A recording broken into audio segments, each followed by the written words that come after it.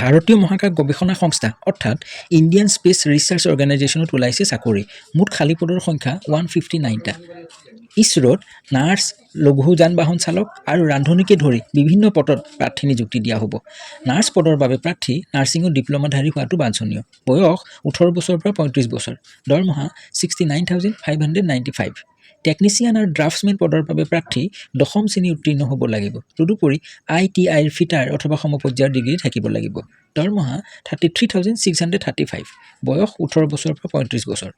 radiographer cook আৰু লঘু যান বাহন চালক পদৰ বাবে প্ৰাৰ্থী সংশ্লিষ্ট বিভাগত ডিপ্ল'মাধাৰী হ'ব লাগিব লগতে দশম শ্ৰেণী উত্তীৰ্ণ হোৱাটো বাঞ্ছনীয় দৰমহা 19,900 টকাৰ পৰা 81,000 টকা ইয়াৰ বাহিৰেও ইছৰোত বিজ্ঞানী আৰু অভিযন্তা পদত প্ৰাৰ্থী নিযুক্তি দিয়া হ'ব এই পদৰ বাবে প্ৰাৰ্থী ইঞ্জিনিয়াৰিঙৰ যিকোনো বিভাগত স্নাতকোত্তৰ ডিগ্ৰীধাৰী হ'ব লাগিব বয়স 18 বছৰৰ পৰা 30 বছৰ